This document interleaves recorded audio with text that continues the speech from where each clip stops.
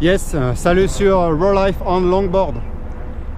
Bienvenue, là on va traiter du thème le matériel à utiliser pour pratiquer la longboard. Vous avez l'idée de commencer la longboard, d'accord? Vous dites bah, c'est un sport, j'aimerais bien m'y mettre. J'ai vu des gars en faire, j'ai un pote qui a un skate et tout. C'est un sport que vous kiffez, vous dites voilà, enfin bref, peu importe. Vous avez déjà votre skate et il vous faut des protections. Alors j'ai pas parlé de protection jusqu'à maintenant, mais je vais mettre les vidéos dans l'ordre, elles sont peut-être pas dans l'ordre, mais voilà. Donc les protections, qu'est-ce que c'est les protections? Bah, les genouillères, premièrement. Genouillères, ça peut être coûté dans les 50 €, plus ou moins. Prenez des bonnes genouillères parce que c'est la protection qui va avoir le plus de contact avec le sol, enfin, après les gants. Mais les genoux, moi j'ai des genouillères de VTT en fait, hein. Voilà, j'ai une articulation. Moi après vous prenez des genouillères de skate, ça va jusqu'à 100 € voire plus. Mais quelque chose de correct, en fait dans les genouillères, il ne faut pas trop que ça tourne. Parce que vos genoux, ça va tourner. Et là vous avez quand même niqué le genou sur le côté. Donc quelque chose qui tient bien. Prenez la bonne taille. Trop large, ça va tourner. Vous allez griffer vos genoux sur la route. Trop serré, ça va être inconfortable. Ça va vous serrer, le sang il ne va pas passer, etc. Et vous aurez du mal à les enfiler aussi. Donc genouillères, important. Les coudières, pareil, coudières, vous allez tomber sur les coudes, droite, gauche. Moi je suis tombé sur les coudes, ben, du coup ça s'est pas réparé, j'ai encore la marque. À droite, à gauche. Si vous tombez sur les coudes et que vous n'avez pas de coudières, après ça arrive, il fait chaud, vous n'avez pas envie de mettre les coudières, ou vous avez oublié vos coudières et vous radiez quand même. Faites gaffe parce que vous pouvez vous péter un os, hein. Mais si jamais ça arrive, que vous avez une grosse croûte, n'allez pas au soleil directement. Mettez de la crème solaire pendant une semaine dès que vous êtes au soleil, et comme ça vous n'aurez pas ce que j'ai moi, l'erreur que j'ai faite. Bah, ça fait une grosse marque dégueulasse. Je sais pas si vous voyez vraiment, mais voilà, soignez-vous au moins avec de la crème solaire sur la plaie. Crème solaire sur la plaie, même après sur la croûte, hein, que ça prenne pas le soleil. En tout cas pendant les 2-3 premiers jours, surtout pas plein soleil. Bon bref, le casque bien évidemment, casque intégral, direct si vous pouvez. C'est un investissement certes, mais si vous pensez que vous êtes en train de vous investir dans le longboard, voilà, on n'est jamais mieux protégé par un casque intégral. Mentonnière, visière. Visière, ça peut paraître accessoire, mais si vous prenez un peu de vitesse, les moucherons, etc., ça va vous protéger. En général, les casques comme ça, ils sont avec les deux visières. La visière solaire et la visière blanc, pour la pluie. Visière transparente totalement.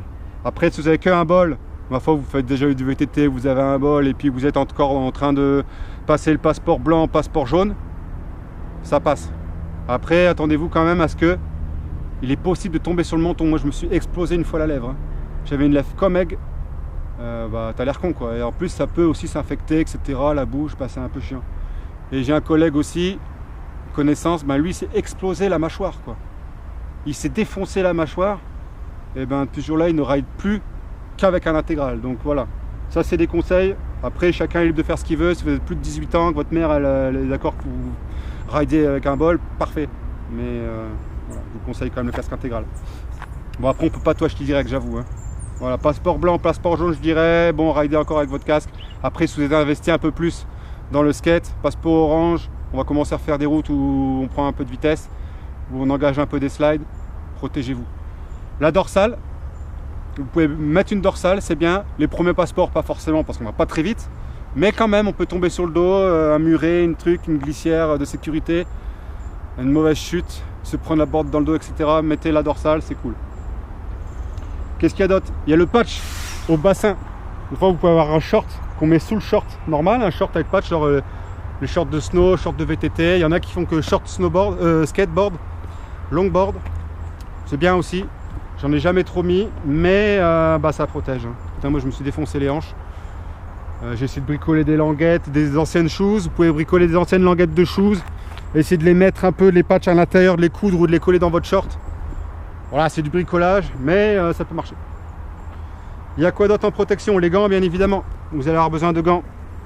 Obligé, déjà pour vous protéger quand vous tombez, mais surtout avec les pucks. Donc soit vous achetez des pucks, soit vous bricolez vos pucks. Je ne vais pas parler du bricolage maintenant des pucks, il y a plusieurs manières de bricoler. J'ai bricolé pendant longtemps, là ça y est, j'ai investi, j'en ai marre.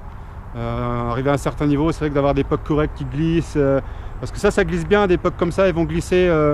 Les lignes blanches, ça va quand même freiner, mais sur tout type de goudron, ils vont quand même bien glisser. Vous avez des autres plaques, ça va pas trop glisser, vous êtes obligé de pousser le puck. Vous faites une descente, le puck il est déjà fini. Hein, les plaques de cuisine, tout dépend de la qualité de plaque de cuisine que vous achetez.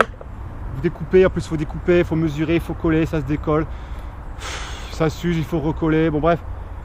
Si vous avez un peu de budget, franchement achetez des pucks de bonne qualité, parce que comme ça ils s'usent pas trop vite, c'est une bonne épaisseur, vous en avez pour un moment quoi. Surtout si vous apprenez, vous n'allez pas claquer des slides de 50 mètres de long sur le puck. Voilà. Surtout si vous ridez sur des routes qui glissent bien, pas trop abrasif, votre puck il va avoir une durée de vie correcte. Genouillère, coudière, dorsale, patch, le casque. Il y a peut-être d'autres protections additives. Ma foi, ça c'est les principales. Vous pouvez acheter le plastron complet, des fois on peut faire des plats-ventes comme ça. Ça va vous protéger aussi la nuque. Un minimum, plastron, voilà. Après, si vous êtes jeune, vous avez un équipement de VTT, de BMX, ben mettez-le hein. Mettez votre toute protection de BMX, pas de problème, vous allez sentir bien, vous allez pouvoir engager des slides, vous allez aborder votre passeport jaune, voire passeport orange assez rapidement, facilement, en sécurité, vous allez vous en sortir à l'aise. Donc ça, c'est en ce qui concerne les protections. Mettez-les correctement, les bonnes tailles, bien les mettre. Au niveau du genou, vérifiez, voilà, hop, ah ok, c'est bon, ça marche. Voilà, c'est bon, les coudes, pareil, vérifiez bien si c'est bien mis, ça tourne pas trop. Voilà. La dorsale, faites en sorte que ça ne vous serre pas trop le ventre, que vous soyez à l'aise, que vous soyez habitué à rider avec les protèques. Après, vous allez les oublier. Au début, j'aime pas trop la dorsale et tout ça. Bah, mettez une dorsale et puis après, vous habituez, c'est bon. Tout dépend le niveau que vous voulez atteindre, tout dépend ce que. Mais protégez-vous un minimum, quoi. Bon, ok, ça c'était pour les protections.